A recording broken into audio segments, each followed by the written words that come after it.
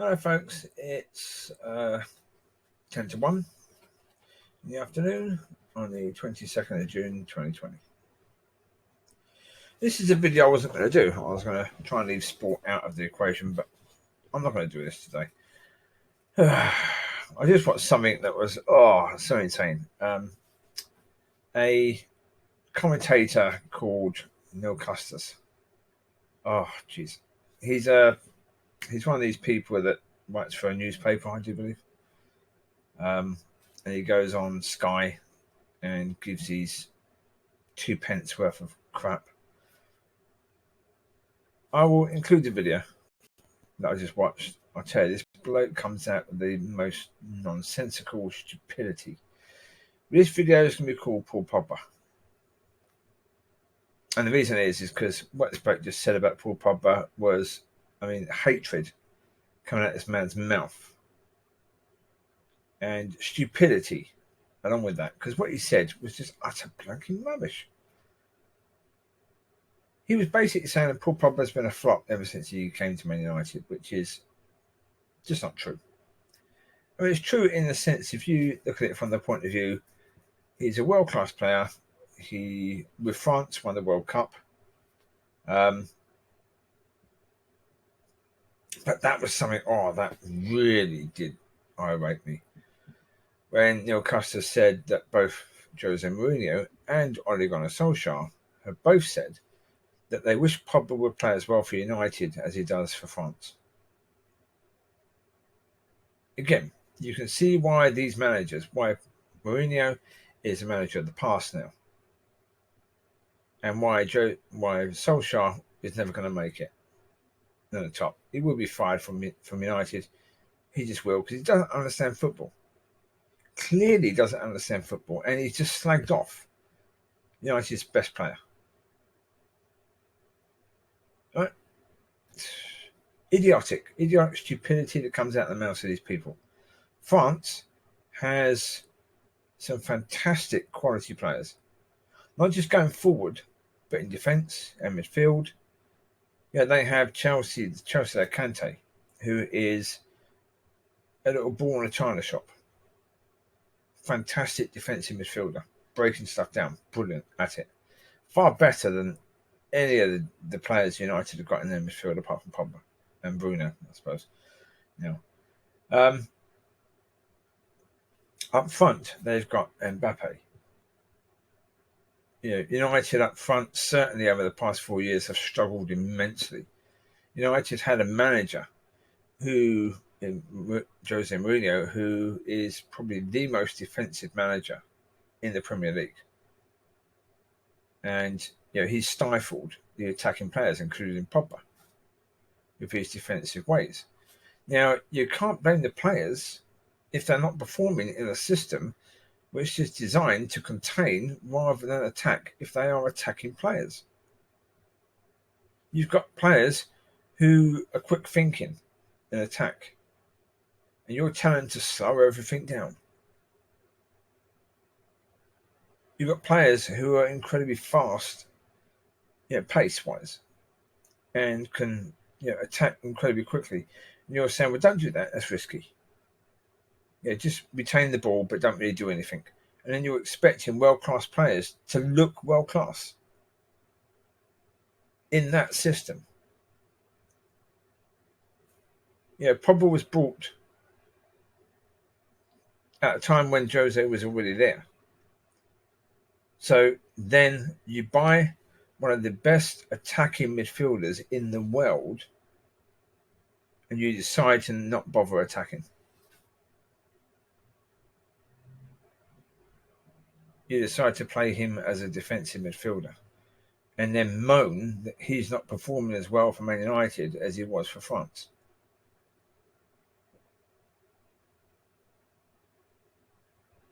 Like this Neil Custis was saying, David Beckham was consistent. Wayne Rooney was consistent. Paul Scholes, Ryan Giggs, Roy Keane were consistent. Yeah, you complete and utter moron. They were consistent at a time when United was the best team in the Premier League. where they won the league season after season after season, when they had 12 or 13 top class players. Now they have maybe 4. They had 13 top class players. Now they have about 4. You're talking about a time when you had a midfield of Beckham, Scholes, Keane, Giggs. The best midfield that the Premier League has ever seen. And you're comparing Pogba, who's had to play alongside Lingard and Ander Pereira for a lot of time, and Fred during his first season. He was awful. McTominay was a lad coming through. Matic was in his first season or second season, I think second season with Jose. He was absolutely awful. He'd forgotten how to play football. And Pogba was supposed to carry these players.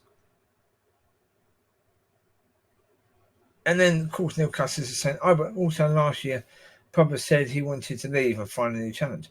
Of course he blinking did. He's playing with that bunch.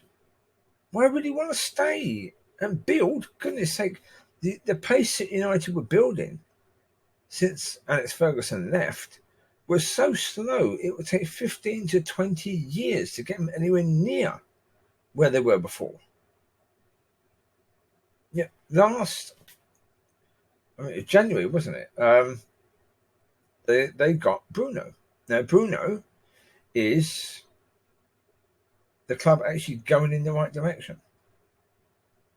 He is a quality player.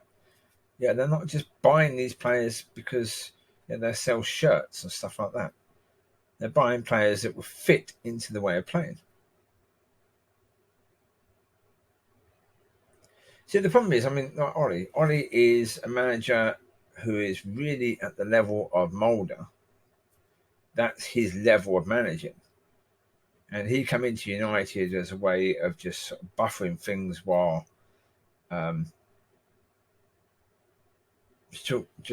because Jose was sacked. And, everything was negative when he came in. He brought a bit positive to the club.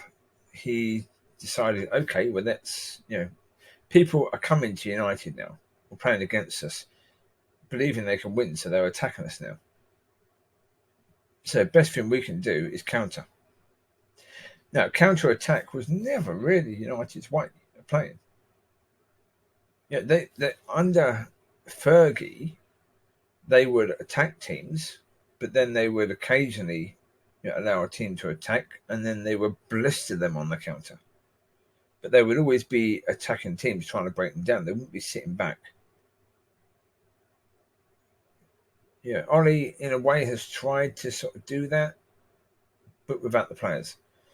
So anyway, in his first 10 games, he was incredibly successful because teams were still thinking United would be a pushover. But Ollie basically said to the attacking players, go and play.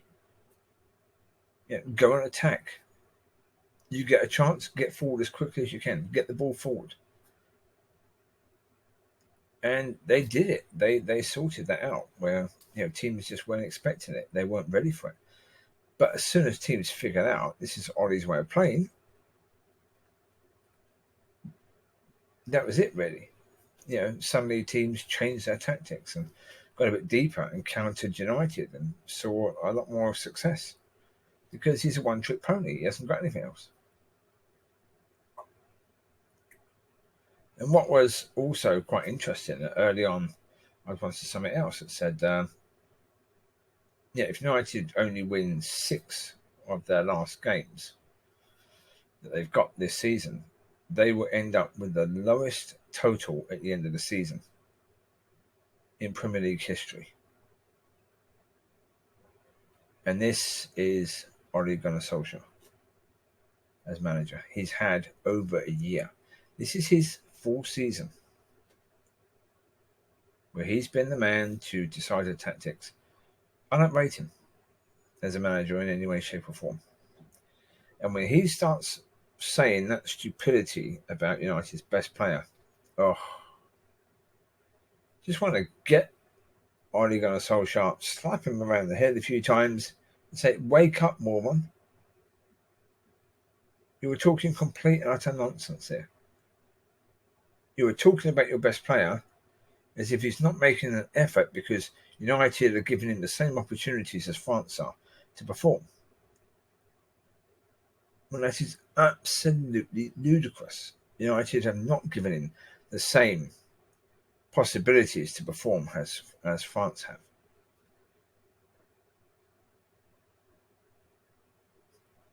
So, that's the situation. And to me, I don't see it. Some people see it as unfair, that they're being unfair to him. I don't care about unfairness or anything like that. He's a football player.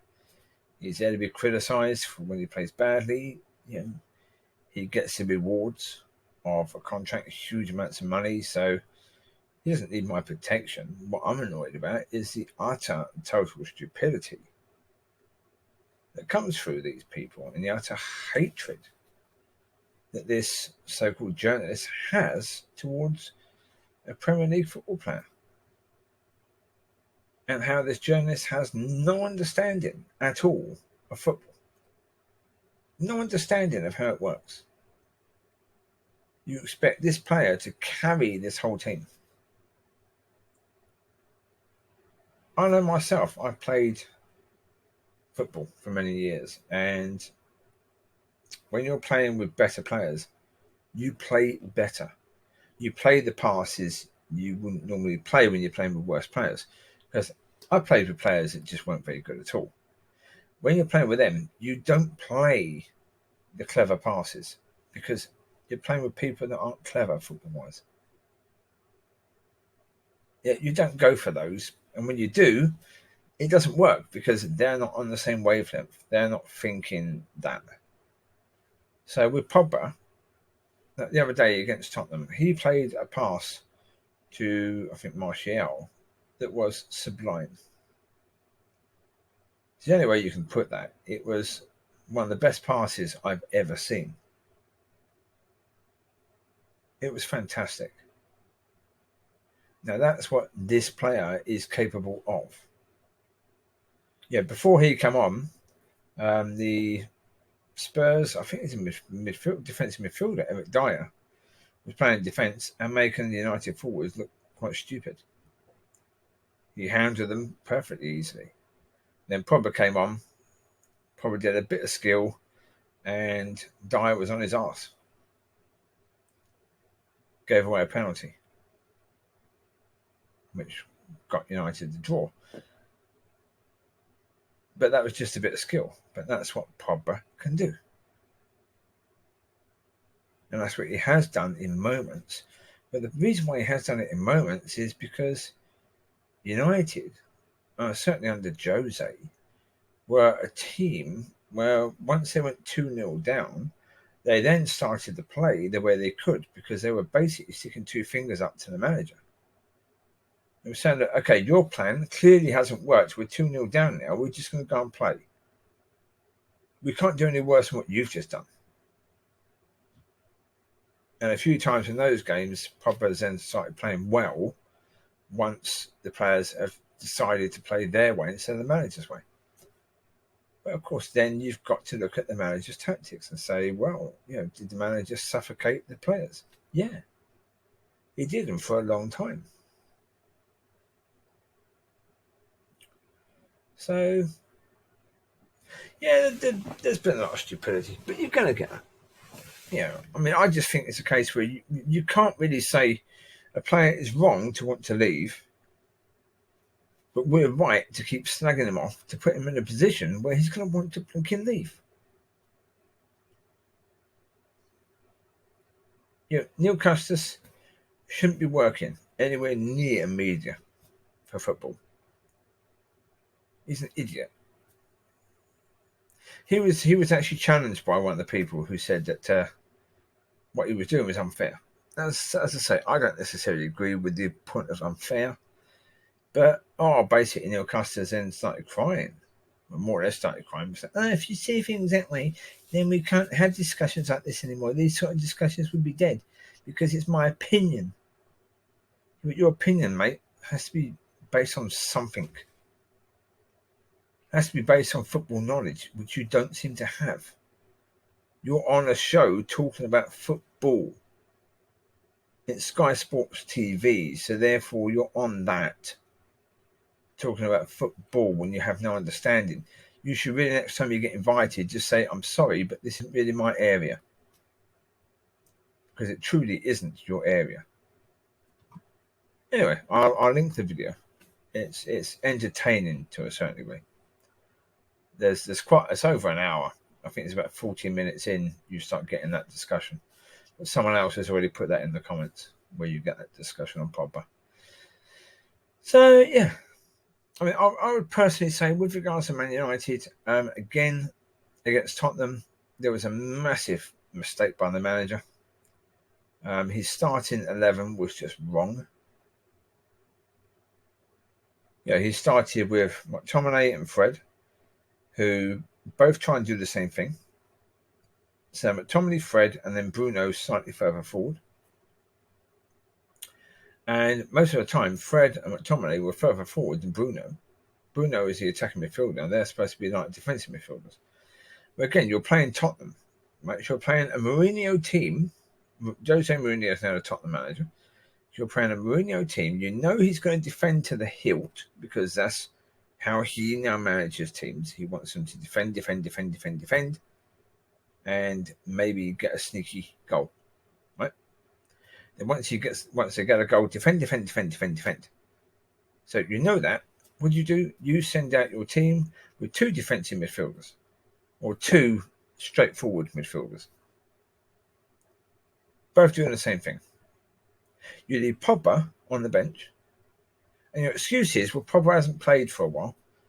Well, actually, Pogba was ready to play ages ago, before Rashford was injured. Ugh. There you go. Stupidity, because Rashford was injured and took longer, or wasn't as ready to play as Pogba was. Yet Rashford started, and James started. Now, James, again, he's one of these players that if you have teams attacking us, you want James because of the fact he's fast. He's not necessarily skillful, which is a problem. He should be, but he isn't. I mean, because he's fast, he should be able to take defenders on, get around the back of them, and get a good ball in. But he doesn't really seem to be able to do that, which is up. Then why the heck did they buy him? His first 10 games, he looked good. But then he's sort of sunk back into himself. So whether or not he's been told by the manager to not be making those sort of attacks anymore, I don't know. But it didn't work for him. That's a certainty. So when Greenwood came on, who offers something completely different, he's far more skillful, just as fast, but far more skillful. Spurs didn't cope with him too well. Pogba came on with Greenwood, and United looked a completely different team. So clearly, that's how we should have started it. Yeah, you've got this ultra defensive. Then put your best attacking players out there to unlock that defense. You stick a midfielder out with just one attacking midfielder. You've got your best midfielder, best attacking midfielder on the bench. A World Cup winner on the bench. Sorry, Ollie, but you should be fired. Not just for that. I mean, for the fact that, when things weren't going well, when things started going poorly, you didn't figure, maybe people have figured out my tactics, so maybe I should change it and do something else. You didn't understand why things weren't going badly, which means, you're not the manager that this club needs. So you should say bye-bye, because you're an ex-player who supposedly cares for the club. You're only going to damage it if you continue staying. That's the reality of the situation. If we're in a situation where in his first full season, it's likely that United would finish with their lowest total in their Premier League history, then that's not good. That is not good at all. I mean, he had time to change things in the summer. He had time with the club where he could have made changes to his tactics. Did he? Nope. Tactics were pretty much the same. Pretty much the same. That's why they've done well against teams like Liverpool, Man City, Chelsea, Tottenham even. Before Mourinho went to Tottenham. And Arsenal, they didn't want Arsenal because the bigger teams tend to try and attack you. So therefore, your counter-attack style tends to work better against the bigger teams. And that's the way it's worked. Against the smaller teams that tend to sit back and counter-attack United, Ollie's tactics just haven't worked. And he's had no idea as to how to fix it. So, there you go. That'll do it for now. That's pretty much my first video done on this subject. Now, I may do more. Don't know. It's an interesting area.